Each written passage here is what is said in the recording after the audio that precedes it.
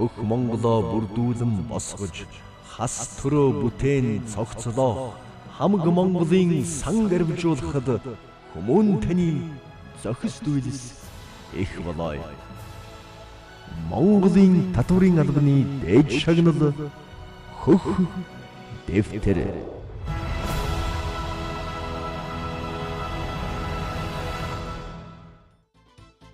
Эцэг өвгдөөс уламжлан ирсэн Монголын нуус товчоноо тэмдэглэгдэн үлдсэн өдгөө Монголын татврын албаны эрхэм дээд шагнал хөх дэвтрийн эзэн Хас банкыг энэ удаагийнхаа дугаараар онцлон танилцуулж байна.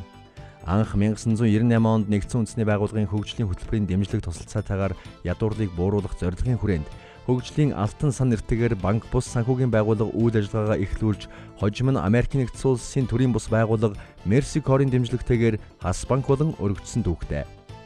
Үйл ажиллагааныхаа суурийг тавьсан цагаас Монгол улсын банк санхүүгийн системд тогтвортой өсөлтийг бий болгож, иргэд, жижиг дунд бизнес эрхлэгчид болон байгууллагын банкны зах зээлд амжилттай ажиллаж, үйл ажиллагаагаа өргөтөж ирсэн Хас банк өнөөдөр санхүүгийн салбарт томоохон байр суурь эзэлсэн Монголын томоохон банк болж чаджээ. За Хас банк үйл ажиллагаа явуулаад 15 орчим жил болж байна. За мэдээж бизнесийн байгууллагын хувьд бол ашиг орлого бол одоо нэн тэргүүний зорилго байдаг. Гэхдээ бидний хувьд бол одоо нийгмийн хариуцлага, байгаль орчны чиглэлийг бол маш өндөрөөр одоо авч үзэж үйл ажиллагаанд тусгаж идэг. За өнөөдрийн байдлаар Хас банкнд 1700 орчим ажилтан ажиллаж байна. За эдгээр хүмүүсийн маань одоо улсын төсөвтөд хэлж байгаа татвар нийгмийн даатгал нь гэхэд л одоо 5-6 тэрбум төгрөг.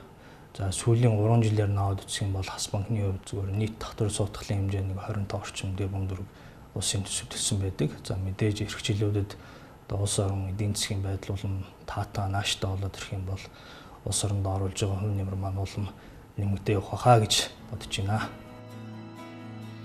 Хас банк 2014 онд нийт активын хэмжээ 2,84 тэрбум төгрөгт хүрснээр өмнөх оноос 15% өслөө. Зээлийн багцын хэмжээ 30% нэмэгдэн 1,352 тэрбум төгрөгт хүрсний зэрэгцээ зээлийн багцын чанараа өндөр түвшинд хадгаллаа. Банкны татан төвлөрүүлсэн хөрөнгийн хэмжээ 783.8 тэрбум төгрөгт хүрч 23% өслөө. Эдвэгтэй харилцагчийн тоо 671 мянгад хүрч өмнөх оноос 71 мянган харилцагчаар нэмэгдлээ. Ингэснээр зах зээлд эзлэх хувь хэмжээ 8.7%-аас 9.2% болж нэмэгдлээ. Өнгөрсөн 14 жилийн үйл ажиллагааныхаа туршлага дээр үндэслээд бид өөрчлөгдөж байгаа зах зээлийн орчин, өсөн нэмэгдэж байгаа харилцагчдын шаардлага зэргийг харгалзан харилцагч төвтэй санхүү банкны үйлчлэгийг үзүүлэе гэсэн ийм зорилт дэвшүүлээд байгаа. Энэ товчоор хэлбэл банк өөрийнхөө үйлчлэгийг харилцагчдад тулгаж биш, харилцагчдынхаа хэрэгцээг эхэлж сонссны үндсэн дээр аль болох харилцагчийн эрэлт хэрэгцээнд тохируулан үйлчлэх ийм одоо агуулгын өөрчлөлтийг хийхээр ажиллаж байна. Энэ ажил бол зөвхөн манай банкны өнгө төрх одоо лого ийм бэлэг тэмдгийн чанартай зүйл биш, олон жил үргэлжлэх ийм ажлын эхлэл байгаа. Хас банкны хамт олон байгууллагынхаа өнгө төрх бэлэг тэмдэг үйлчлэгээнийхээ агуулгыг өөрчлөн шинчилж, Монгол орон даяар үйл ажиллагаагаа явуулж буй 96 салбар нэгж, бизнес үйлчлэгээний төвүүд, тэдгээрт ажиллаж буй 1700 гаруй мэргэшсэн ажилтан, 1800 гаруй марчент, интернет, мобайл банкны цахим сувгуудаараа дамжуулан 700 мянган харилцагчдаа санхүүгийн цогц үйлчилгээг хүргэж байна. Мөн Хас банк харилцагч бүрийн онцлог, хэрэгцээ шаардлагад бүрэн нийцсэн түргэн шуурхай үйлчилгээг хүргэхийн тулд тус тусын онцлог бүхий 5 тухтай тоглог орчин шинээр бүрдүүлжээ. Үүнд хүссэн үйлчилгээгээ саадгүй авах цахим банкны хэсэг, хүлээх зураг хэрэгтэй мэдээллээ харах ухаалаг дэлгэцүүд, ажил хэргийн зөвлөгөө өгөх бизнес хэсэг, үнцэнтэй харилцагчдаа хүлээж авах VIP хэсэг, бэлэн болон бэлэн бус төлбөр тооцооны хэсэг багтнаа.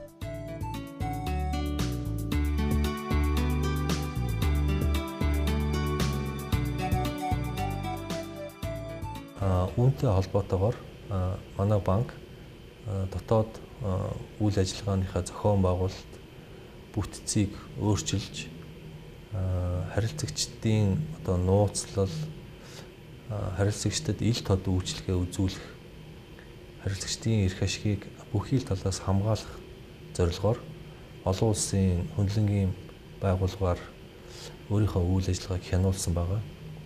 Тэгээ энэ үйл ажиллагааг 2 жил орчим хянуулж заавар зөвлөгөө авсны үндсэн дээр дотоод зохион байгуулалтаа улам боловсронгуй болгож саяхан энэ 7 хоногийн өмнө харилцагчдыг хамгаалах байгууллагын стандартыг олон улсын түвшинд одоо биелүүлсэн гэсэн ийм сертификатыг олон улсын байгууллагаас бас банкнд гардуулсан. Тэгэхээр энэ ажил бол манай одоо дараагийн 10-аад жилд хэрэгжүүлэх ажлын одоо зөвхөн эхлэл гэж хэлж болно. Тэд энэ салбартаа үргэлж анхдагч нь байж дэлхийн зах зээл дээрх олон төрлийн дэвшилтэд үйлчилгээг хэрэглэгчдэд хүргэсээр ирсэн. Үүний зэрэгцээ Хас банк Эх дэлхий, Эрдэнэт хүмүүн, эрүүл ашиг хэмээн тодорхойлсон 3 тулгуурт эрхэм зорилгынхаа хүрээнд нийгмийн хариуцлагыг өөрийн үйл ажиллагааны салшгүй хэсэг болгон ажилладаг юм. Тэдний эх орныхоо соёлын үеийг дэлгэрүүлэх, хүүхэд залуучуудын эрдэм мэдлэгийг дээшлүүлэх, байгаль орчныг хамгаалж, сэргээх, урлаг спортыг хөгжүүлэх зорилгоор олон арга ажил зохион байгуудаг. Байгаль орчныг хамгаалах, зохистой хандлагуудыг олон нийтэд таниулан төлөвшүүлэх зорилгоор мод тарих, орчныг цэвэрлэх зэрэг ажлуудыг жил бүр зохион байгуулдаг бөгөөд 2015 он гэхтэл Сэлб голын эрэг дагуу 2.2 км газрыг цэвэрлжээ. Мөн хас түгэл аяны хүрээнд одоогийн байдлаар 21 аймаг, Улаанбаатар хотод нийт 27 ногоон түгэл байгуулж 32,000 гаруй мод, бут тариад байна. Бизнесийн байгууллагын үндсэн хариуцлага нь үйл ажиллагааг найдвартай явуулах, найдвартай татвар төлөгч ажил олгогч байх явдал байдаг. Хас банкны хувьд энэ үүргээ хариуцлагатайгаар сүүлийн 16 жил биелүүлж ирсэн гэж хэлж болно. Монгол улсын засгийн газраас ч гэсэн Монгол улсын татвар төлөлт ажил олголтоор манлайлж байгаа байгууллагуудыг шалгаруулахад Хас банк маань 7 дахь байгууллагаар шалгарлаа. Үндсэн хариуцлагаасаа гадна Хас банк нийгмийн хөгжилд хувь нэмрээ оруулдаг, олон нийтэд хамарсан санал санаачлалуудыг дэмжих чиглэлээр өөрийн хувь нэмрээ бас оруулдаг. Тухайлбал хүүхэд залуучуудын зөв төлөвшил, багийн спортын хөгжлийг дэмжих чиглэлээр баггүй ажлуудыг хийлээ. Тодорхой жишээг дурдвал Дууда 2020 заалны хөлбөмбөгийн тэмцээн, хасын хөлбөмбөд клубын үйл ажиллагааг бас хэлж болох юм. Намайг хасын хөлбөмбөд асууж өгч хөрөг дөрж гэдэг. Би одоо энэ багтаа ажиллаад би 5 жил болж байна. Тэгээ манай баг 2004 оноос хойш байгуулагдаад 11 дахь жилээ ямарчсан болж байна. Түрүүл бид 10 жилийнхаа гүйсэн. Хасын хөлбөмбөд баг бол одоо хасанд анх биднийг 2004 онд анх спонсорлоод ивент итгэхэд анх байгуулж ирсэн байна. Хас банкны хасын хөлбөмбөд баг 10 жилийн дотор 4 удаа авраг авсан. 4 удаа авраг авахдаа дасралтгүй 3 жил нь 8, 9, 10 онд дасралтгүй 3 жил аваад дахиад 13 онд авраг аваад тэгээд одоо энэ жил бид нар бас хүрлийн төлөө тоглох гээд одоо бэлтгэлээ хийж байж байна. Тэгээ одоо энэ лиг тоглож байгаа хүүхдүүдийн 80% нь бол энэ хасын хөлбөмбөдөөс гарч ирсэн. Тэргүүн тоглогч хасын хөлбөмбөдөөс 5 жил байдаг. Одоо бид энэ бүгдийг энэ амжилт гаргаж байгаа энэ хас банктай бол салшгүй холбоотой. Энэ нэг амжилтыг гаргахад асуух байхгүй бол бид бүгд бол одоо энэ зааланд ингээд бэлтгэлээ хийгээд энэ байхгүй байсан.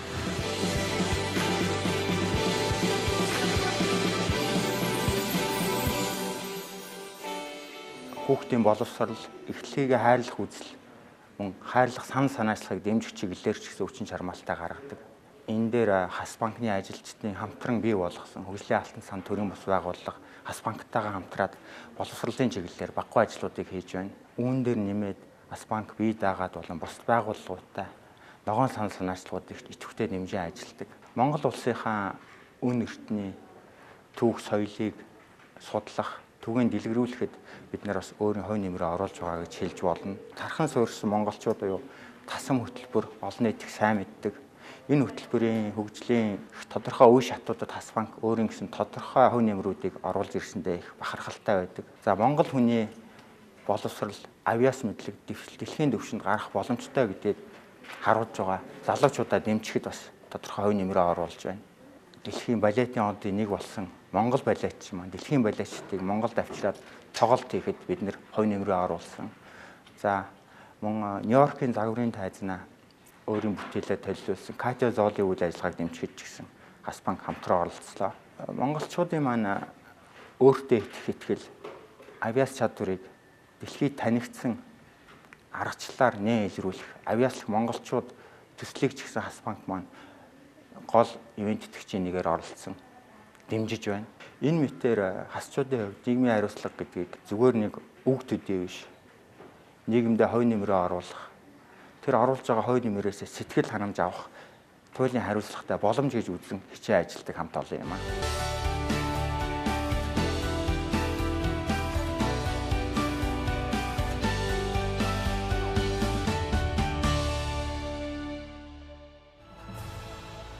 Монголын татврын албаны дээд шагнал хөх дэвтэр.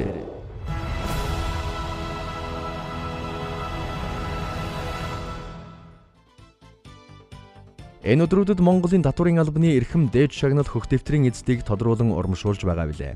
Хөх дэвтрийн эзэн болсон Монгол улсын иргэний нисхийн үйл ажиллагааг удирдах байгууллага нь анх 1957 онд агаарын харилцааны газар нэртэйгээр байгуулагдсан бөгөөд 1980 он хүртэл Батлан хамгаалах яамны харьяанд байжээ. Сүүлд 1993 онд иргэний агаарын тээврийн удирдах газрыг байгуулж 1999 оны 1-р сард улсын их хурлаас Монгол улсын иргэний нисхийн тухай хуулийг баталсантай холбогдуулан иргэний нисхийн ерөнхий газар болгон өөрчлөгдөжээ. За юуны өмнө манай хамт олныг 2014 оны шилдэг татвар төлөгч байгууллагаар шагнасанд баярлж байна.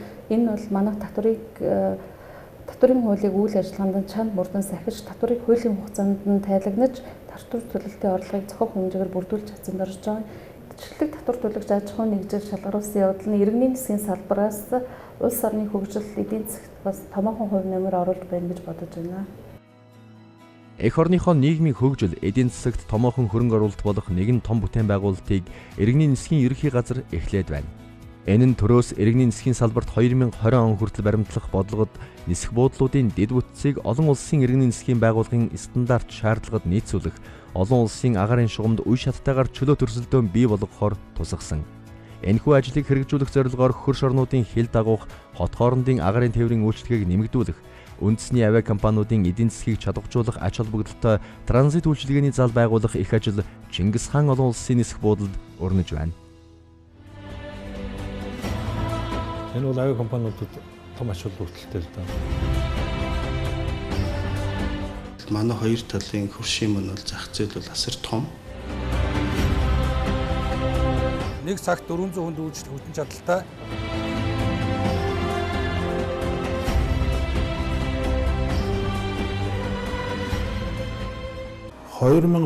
оноос 2012 он хүртэл иргэний агаарын тээврийн хувьд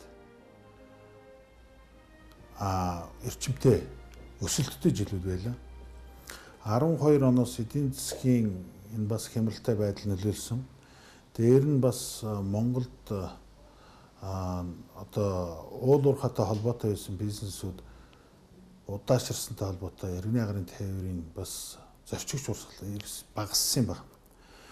Тэгээд энэ талаар иргэний нисхийн ерөнхий газар дээр манай иргэний нисхийн ерөнхий газрын дарга Эрдэнэ үлэг даргын санаачлагаар нисхийн салбарт өөрчлөлт, реформ хийхгүй болохгүй болжээ. Тийм учраас энэ бизнес орон нутгийн нислэгийг яаж хэвийн үргэлжлүүлж авч явах вэ? Яаж энэ дотоодын авиакомпаниудаа дэмжлэг үзүүлэх вэ? Энийг иргэний нисхийн ерөнхий газраас бодлогын хэмжээнд авч үзэхгүй болохгүй учраас бид нар хэд хэдэн үйл ажиллагаа, хэд хэдэн төсөл хэрэгжүүлээд эхэлж байгаа. Тэгэхээр энэ одоо манайд энэ онгоцны Чингис хаан олон улсын бодол маань транзит залтаа болж байна л да. Энэ бол авиакомпаниудад том ач холбогдолтой л да. Яг тэгвэл энэ транзит заалдаг байсан учраас бид бас энэ Оросын холбооны улс болоод зүүн өмнөд Азийн чиглэлээс дамжуулж одоо буудлаараа дамжуул тээвэрлэх юу бол их бас учир дутагдaltaй байсан. За энийг транзит залтаа болсноор бид бас заавал виз авч иж явдаг юм байсан байхгүй. Тэгэхээр хүн бол нэг тэр болгон тэгж виз авахыг одоо боддгоо. Ерөнхийдөө энэ транзит заалыг бид нэр бий болгосноор Монгол улсыг дамжин өнгөрч байгаа одоо зорчигчдыг хайдвартай байдалтай байлгах түнчлээ одоо зорчих боломжийг одоо бүрдүүлэх юм аа. Манай улс газар зүйн байршлын хувьд өрөнд орныг холбосон транзит үйлчилгээний төв болох боломжтой. Тиймээс транзит заалыг байгуулахаар Оросын холбооны улс, бүгд найрамдах Хятад ард улс цаашлаад Аз Европыг холбосон худалдаа тээвэрлэлтийн дөт зам бий болж зорчигч болон ачаа тээврийг дамжуулан тээвэрлэх боломж бүрдэх юм. За одоо бол транзит заалтай юм чинь ялангуяа нөгөө бүс нутгийн Сибирь талын Свердловскоос наашаа хуучин бол одоо Екатеринбургээс наашаа одоо том Сибирийн хотууд байна. Одоо манай хамгийн ойрхон Иркутск, тэгээд цаашаа Желябинск, Омск гэдэг ингээд Новосибирск. Эдний одоо хүмүүс маань Улаанбаатар дамжаад зүүн талд руу орох юм бол болж байна. За Оростой бол би зүг болсон юм чинь зүгээр Орос талаас бол эргээд нөгөө энэ зүүн Азийн чиглэлийн зорчигч нар маань эргээд хоёр талдаа харьцахаар визгүй байсан учраас визтэй учраас транзит зал бол хэрэгтэй байсан л та. За тэгээ энэ бол ингээд бас холбох энэ бол ирээдүйдээ бас одоо хөгжих зорчигч урсгалыг нэмэгдүүлэх нэг юм боломж бас нэгдэж байна гэж үзэж байгаа юм. Чингис хаан олон улсын нисэх буудал одоогийн байдлаар агаарын хөлгийн хоолой зогсоод хүрэлцээгүй учраас тогтмол нислэг улирлын хамааралтай болж үндэсний авиакомпаниудын эдийн засаг тогтвортой өсөх боломжгүй байдаг. Түүнчлэн олон улс орон нутгийн терминал хамт байдаг учраас Монгол улсаар дамжин зорчих хүсэлтэй гадаад зорчигчдод олон улсын жижигт нийцсэн үйлчилгээ үзүүлэх боломжгүй байдаг. Өнөөдөр Монголын агаарын тээврийн хувьд бол одоо бүс орчмын нутгаас тийм ээ бүс одоо Сибирийн бүсээс ч юм уу хилийн ойролцох нутгуудаас бол зорчигчдыг тээвэрлээ. Тэгэхээр ингэснээр бол бид нэр улсын эдийн засаг тодорхой хэмжээний хувь нэмэр мэдээж оруулж таараа ягаад тэгэхээр тухайн үйлчлүүлж байгаа хүмүүс маань тухайн зааланд байх хугацаанд бол бас тийм ээ тодорхой хэмжээний үйлчлэгээ авах тийм ээ бид нар одоо тодорхой хэмжээний үйлчлэгийг одоо тухайн хүмүүст одоо хүргэх маягаар одоо эдийн засаг тодорхой хэмжээний орлого оруулан дээрээс нь манай одоо хувийн хвшлийн авиакомпаниуд тийм ээ одоо үндэсний агаарын төвлөгч МЯД компанид бол бас компанитай харилцан ажилласнаар бол тухайн одоо холын нислэгүүдэд бол фидер буюу одоо гаднаас зорчигч авчирж ингэж хамтран ажиллах маягаар үйл ажиллагаа болон өргөжнө гэж бол харж байгаа. Үзэгч таны харж байгаа энэ хэсэг бол Чингис хаан олон улсын нисэх буудлын 3 давхарт бий болох терминал зал. Өмнө нь буудлын ресторан, авиакомпаниудын ажлын өрөө, түрээсийн байр гээд ашиглалт муу том талбай энэ хэсгийг эзэлж байсан юм. Харин одоо транзит заалын бүтээн байгуулалтын хүрээнд нисэх буудалд саадах зорчигчдод таатай нөхцөл бүрдүүлсэн амрах өрөө, бизнес танхим, худалдаа үйлчилгээний байгууллагууд, интернет орчин бий болно. Бүтээн байгуулалт нисэх буудлын нийт 2000 гаруй метр квадрат талбайг хамарч байна. Нэг цагт нэг 400 орчим зорчигчдод зэрэг үйлчлэхтийн хүчин чадалтай иж өрн одоо тоноглогдсон нисэх буудлын үйлчлэгээ үзүүлэх тийм зориултын одоо талбайг биднээс одоо ашиглалтанд оруулахаар ажиллаж байгаа. Энэ талбай энэ ажлын хүрээнд бол Чингис хаан олон улсын нисэх буудлын транзит зааланд татваргүй орооны дэлгүүрүүд тэгээд бусад одоо зорчигчдод үйлчлүүлэх кабин, шоп, номын сан, валют солих цэг гэсэн бусад одоо зорчигчдод хэрэгцээ шаардлагатай бүхий л одоо үйлчлэгээний хэсгүүдийг бол бүрэн хэмжээгээр одоо байрлуулж олон улсын стандартад нийцүүлэхээр ажиллаж байгаа. Чингис хаан олон улсын нисэх буудалд транзит заал ашиглалтанд орсноор нэн тэргуунд үндэсний авиакомпаниудын эдийн засгийг сэргээхээс гадна эх жил Улаанбаатар хотноо зохион байгуулагдах Аз Европын төрийн тэргуунуудын дээд хэмжээний чуулга уулзалтын бэлтгэл ажил хангагдаж олон улсын нисэх буудалд зочин төлөөлөгчдийг ая тухтай орчинд угтан авах нөхцөл бүрдэнэ. Хөх Монголоо бүрдүүлэн босгож хас төрөө бүтээн цогцлоо. Хамаг Монголын сан гарвжуулахад хүмүүн таны зохис дүүлс их болоо. Монголын татврын албаны дээд шагнал хөх дэвтэр